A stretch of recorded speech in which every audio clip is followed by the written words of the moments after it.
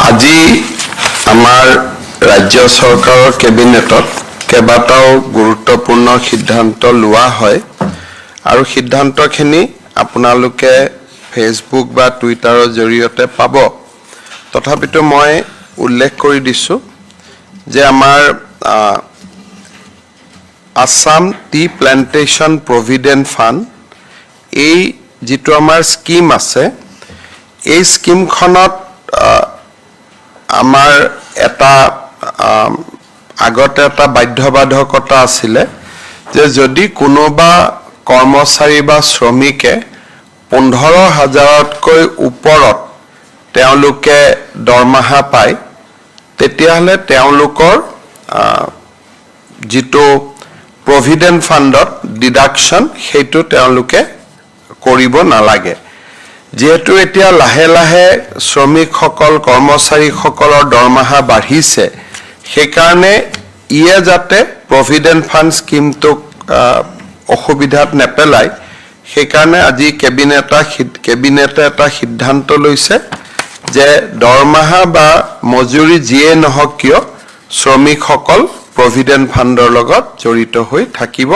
কৰ্মচাৰীসকল প্ৰভিডেণ্ট ফাণ্ডৰ লগত জড়িত হৈ থাকিব। আজি 97টা পথ প্ৰকল্প 70টা মাইনৰ ইৰিগেশ্যন প্ৰজেক্ট আমি নাবাৰ্ডৰ পৰা কৰাৰ বাবে কেবিনেটে অনুমোদন জনায়। লোক নিৰ্মাণ বিভাগত আগতে কাম কৰি থকা কিন্তু APSCত নিৰ্বাচিত নোহোৱা 36জন সহকাৰী অভিযন্তাক কাম কৰি যাবৰ কাৰণে আকৌ 3Fত নিযুক্তি দিয়া হয়। নৱ নিৰ্মিত তামুলপুৰ জিলাত ইলেকশ্যন ডিপাৰ্টমেণ্ট আজি গঠন কৰা হয়।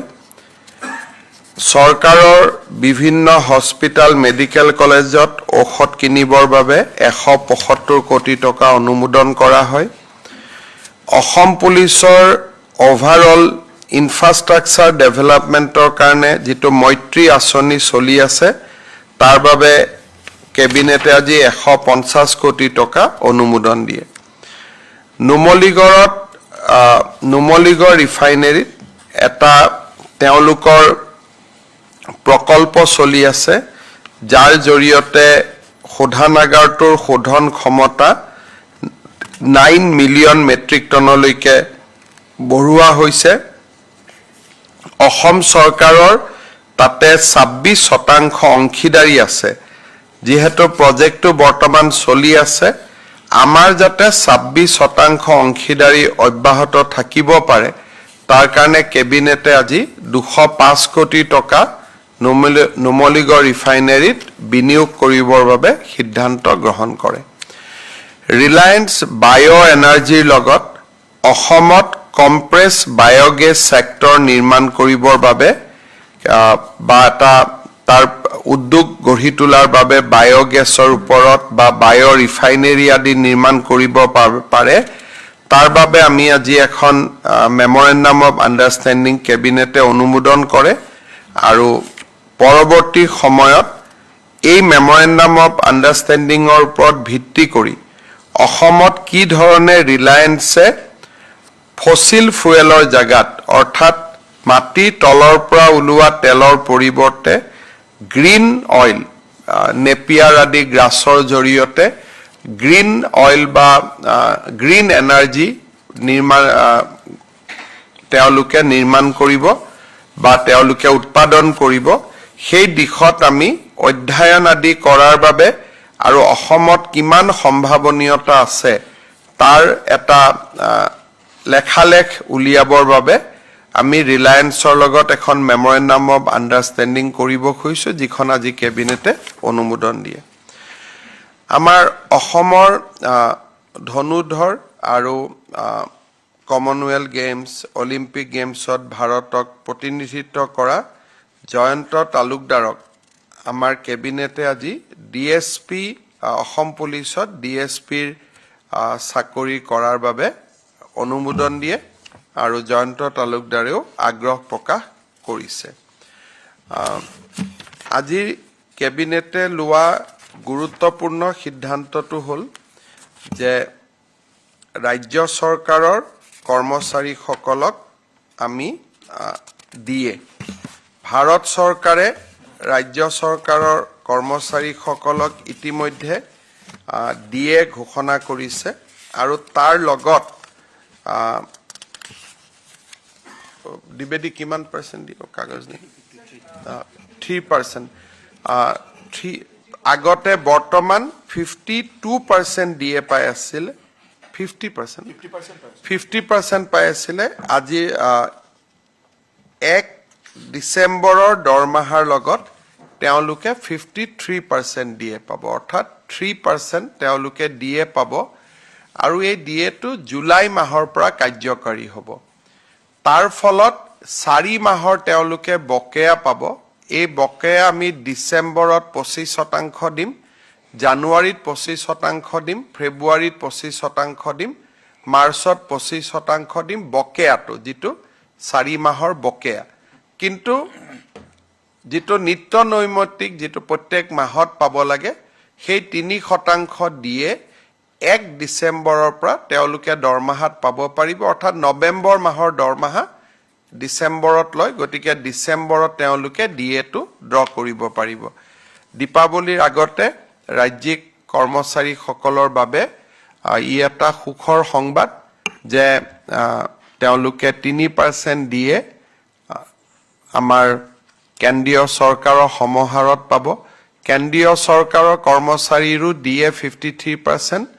আজিৰ পৰা আমাৰ কৰ্মচাৰীৰো দিয়ে 53% হ'বগৈ 3% আমি এনহেন্স কৰিছো এই মাহত আমি আৰু এটা কাম কৰিছো যে দৰমহাটো অহা কালিৰ পৰা ল'ব পাৰিব দীপাৱলীৰ কাৰণে নৰমালি আমি যেটো 1 তাৰিখে দৰমহা দিও আমি দৰমহাটো এবাৰ 3 দিন আগৰ পৰা দিম অৰ্থাৎ অহা কালিৰ পৰা দিম যাতে দীপাৱলীৰ আগত তেওঁলোকে কৰ্মচাৰীসকলে দৰমহাটো ল'ব পাৰিব 28 তাৰিখে দৰমহাও পাব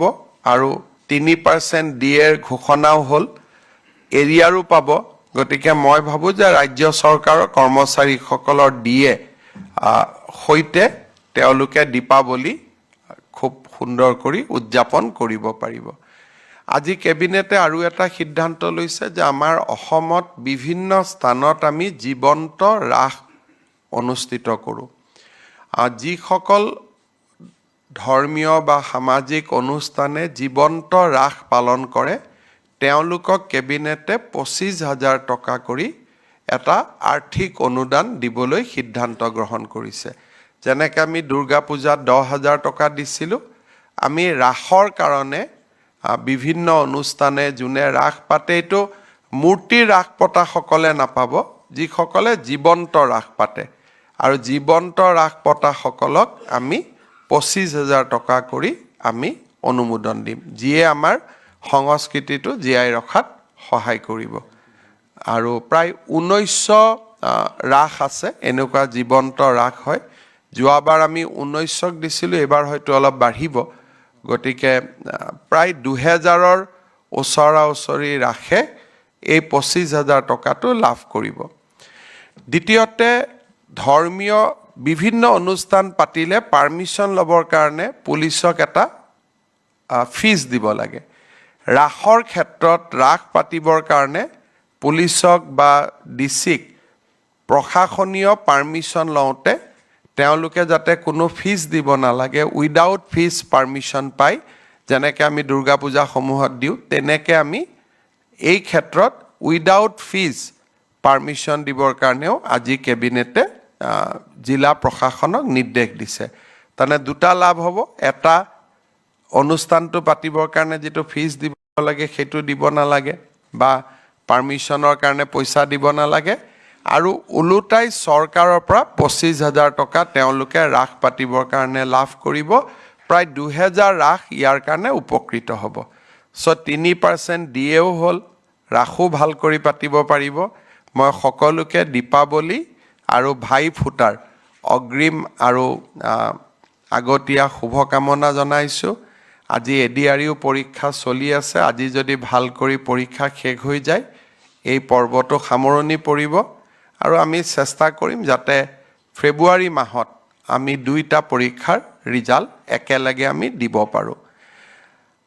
আগতে উল্লেখ কৰা হৈছে যে যিসকলে পৰীক্ষা দি আছে তেওঁলোকে অহা 7 দিন 10 দিনৰ ভিতৰত এনসাৰ কিউ চাব পাৰিব আজি কুৱেশ্যন পেপাৰখিনিও ঘৰত লৈ আহিব পাৰিব আৰু পিছত নিজৰ নিজৰ OMR চিটখনো তেওঁলোকে ডাউনলোড কৰাৰ যেটো সুবিধা সেই সুবিধাটো চতুৰ্থ শ্ৰেণীৰ পৰীক্ষাৰ কাৰণেও অব্যাহত থাকিব এইখিনি আছিল যদি কিবা আপোনালোকৰ আছে জানিবলগীয়া মোক ক'ব পাৰে কোনটো এডিআৰি আমি কৈছো না 10 মেত আমি নিযুক্তি দিম তাৰ আগত আমি নকৰোৱে আমাৰ প্ল্যানিংটোৱে হ'ল যে 10 মেত আমি 35000 চাকৰি আমি দিম এডুকেশ্যন ডিপাৰ্টমেন্ট পুলিচ গতিকে এডিআৰি ইয়াৰ পিছত এডিআৰি এটা অৰেলো আছে এটা পোষ্টৰ বিপৰীতে দুজন পাস কৰিব গতিকে তাৰ পিছত তেওঁলোকৰ এটা মৌখিক পৰীক্ষাও আছে স্কিলও আছে গতিকে গোটেই প্ৰক্ৰিয়াটো কৰোতে আমি 10 মে লৈকে লৈ যাব খুজিছো যাতে 10 মেত গভৰ্ণমেণ্টৰ চতুৰ্থ বছৰ হওঁতে আমি 30-35 হাজাৰ আৰু চাকৰি দিব পাৰো আৰু প্ৰতিশ্ৰুতি মতে আৰু 15 হাজাৰ পদ আমি তেতিয়া বিজ্ঞাপনো মুকলি কৰি দিম নতুন স্যাৰ পলিটিক্যাল কোৱেশ্চন কৰিব পাৰিম নেকি পলিটিক্যাল কোৱেশ্চন কৰাৰ আগতে এটা কথা মই কৈ ল'ব খুজিছো এটো কেবিনেটৰ লগতে জড়িত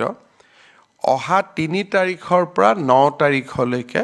অসমত আমি ভাষা গৌৰৱ সপ্তাহ পালন কৰিম এই ভাষা গৌৰৱ সপ্তাহটো পালন কৰাৰ মূল উদ্দেশ্যটো হ'ল যে 3 অক্টোবৰ তাৰিখে প্ৰধানমন্ত্ৰী নৰেন্দ্ৰ মোদী ডাঙৰীয়াৰ নেতৃত্বত অনুষ্ঠিত হোৱা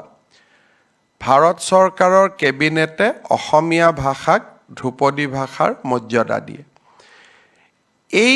ধ্ৰুপদী ভাষাৰ মৰ্যাদা পোৱাৰ যেটো জাৰ্নি সেই জাৰ্নিটো কি আছিল কেনেকে গৈ আমি ধ্ৰুপদী ভাষাৰ মৰ্যাদা পালো চতুৰ্থ শতিকাৰ পৰা অসমীয়া ভাষাৰ গৌৰৱময় যাত্ৰা আৰম্ভ হয় হিউৱেন চাঙৰ ভ্ৰমণৰ পৰা আৰম্ভ কৰি তাম্ৰলিপি বিভিন্ন স্থানত অসমীয়া ভাষা দেখা পোৱা যায় আৰু ইয়াক লৈ প্ৰকাশন পৰিষদে অতি সুন্দৰ আৰু খুব প্ৰয়োজনীয় এটা টেকনিক্যাল ৰিপৰ্ট নিৰ্মাণ কৰিছিল এই টেকনিক্যাল ৰিপৰ্টৰ সংক্ষিপ্ত যেটো বিৱৰণ সেই সংক্ষিপ্ত বিৱৰণটো আমি প্ৰিন্ট কৰি উলিয়াইছো আৰু তাৰ লগত চৰকাৰৰ প্ৰচেষ্টাসমূহ তাত দেখুওৱা হৈছে এই ভাষা গৌৰৱ সপ্তাহৰ সময়ত অসমৰ বিভিন্ন অনুষ্ঠানক আমি আহ্বান জনাইছো যে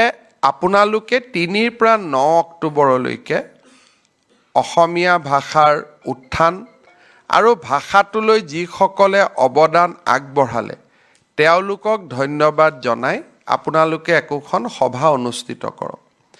শিক্ষানুষ্ঠানসমূহত আমি প্ল্যানিং কৰিছো যে বিভিন্ন জতুৱা ঠাঁচ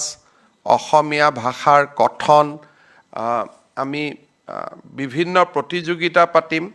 যেনেকে গল্প কথন পঠন চক্ৰ ভাষা মেলা কবিতা লিখন শব্দৰ দেৱাল ভাষাৰ বিনিময়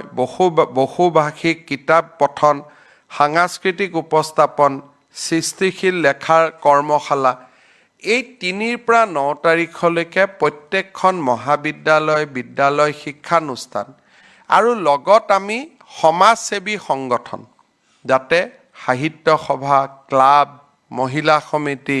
সেলফ হেল্প গ্ৰুপ সকলোৱে যাতে এই ধৰণৰ অনুষ্ঠান আয়োজন কৰে আৰু অসমীয়া ভাষাৰ লগতে আপোনালোকে জানে যে অসমত আমাৰ 14টা ভাষাক চৰকাৰী স্বীকৃতি দিয়া আছে কোনোবা ৰাজ্যিক সহযোগী ভাষা বা কোনোবা ভাষাক মিডিয়াম অফ ইনষ্ট্ৰাকচন তাৰ ভিতৰত বঙালী ভাষা বড়ো ভাষা মণিপুৰী ভাষা নেপালী ভাষা সাঁওতালী ভাষা আমাৰ মিচিং ভাষা কাৰ্বি ভাষা ডিমাছা ভাষা এনেকে যদি আমি কৈ যাওঁ টোটেল অসমত 14টা ভাষা বিভিন্ন পৰ্যায়ৰ আমি স্বীকৃতি দিছো গতিকে এই জতুৱা ঠাঁচ শব্দৰ গঠন এটো নট নেসেসাৰিলি অকল অসমীয়া ভাষাতে কৰিব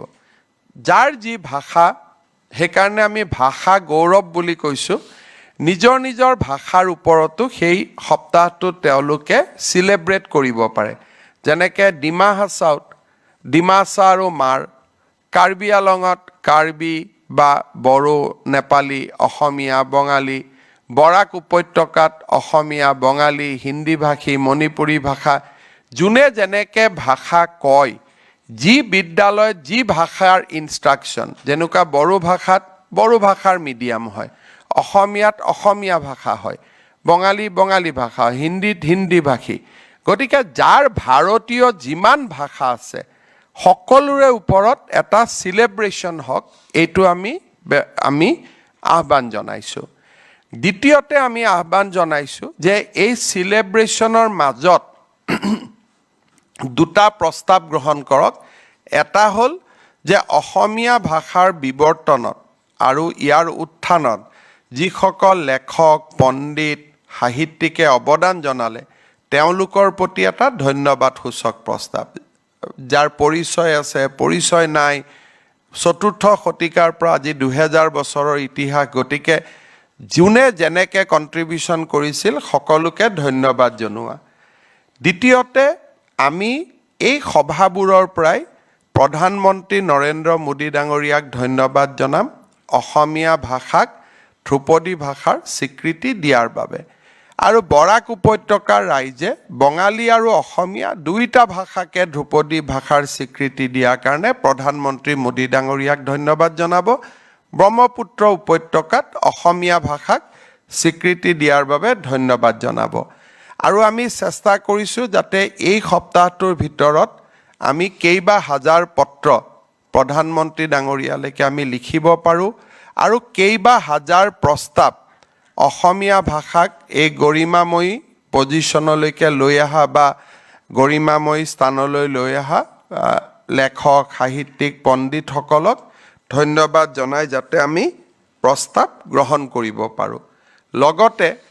3 পৰা 9 অক্টোবৰলৈকে যিটো ভাষাৰ যিটো চৰ্চা হ'ব সেই ভাষাৰ চৰ্চাত ইংৰাজী মাধ্যমৰ পৰিৱৰ্তে ভাৰতীয় ভাষাৰ ওপৰত চেলিব্ৰেশ্যন হওক ভাৰতীয় ভাষাক আমাৰ শিক্ষানুষ্ঠান বা সামাজিক অনুষ্ঠানত আদৰি লওক তাৰ বাবে আমি প্ৰচেষ্টা কৰিম আমাৰ মন্ত্ৰীসকলে 3 অক্টোবৰত একোখন জিলাত গৈ 3 অক্টোবৰত ধ্ৰুপদী ভাষাৰ মৰ্যাদা দিলে 3 নৱেম্বৰৰ পৰা 9 নৱেম্বৰলৈকে চিলেব্ৰেশ্যন 3 নৱেম্বৰত আমাৰ সকলো মন্ত্ৰী এখন জিলাৰ কেন্দ্ৰীয় অনুষ্ঠানত উপস্থিত থাকিব তাৰ পিছত এইটো এটা সামাজিক অনুষ্ঠান হ'ব ইয়াত আৰু চৰকাৰী নাথাকিব আমি খালি ৰাইজক আহ্বান জনাম ৰাইজে নিজে কৰিব তেনেকুৱা আমি এটা বিশ্বাস ৰাখিম যিখিনি জায়গা জিলাত নিৰ্বাচন চলি আছে তাত চৰকাৰী অনুষ্ঠান আমি নাপাতো কিন্তু সামাজিক অনুষ্ঠান পতাত কোনো বাধা নাই এইখিনি ক'বলগীয়া আছিলে আপোনালোকে যদি কিবা প্ৰশ্ন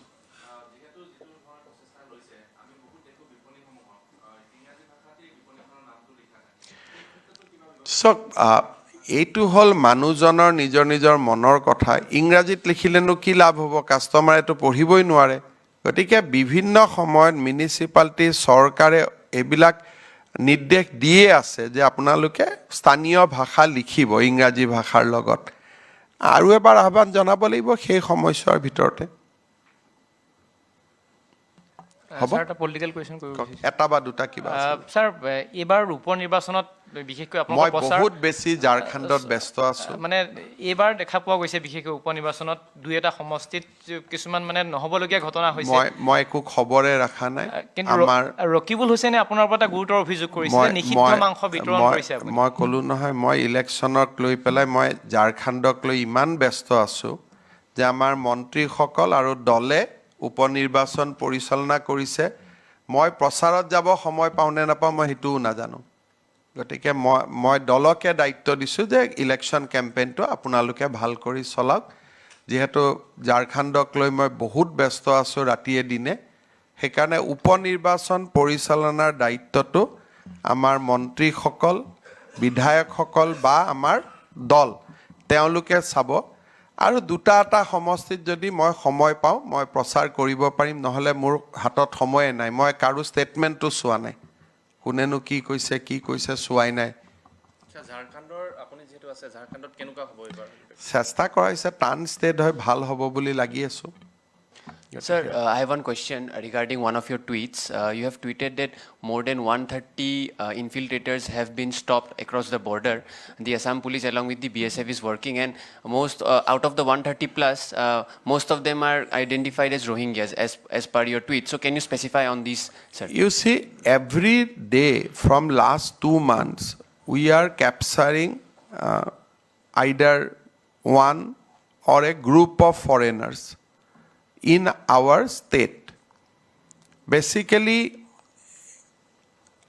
my feeling is that because of the porous boundary between India and Bangladesh,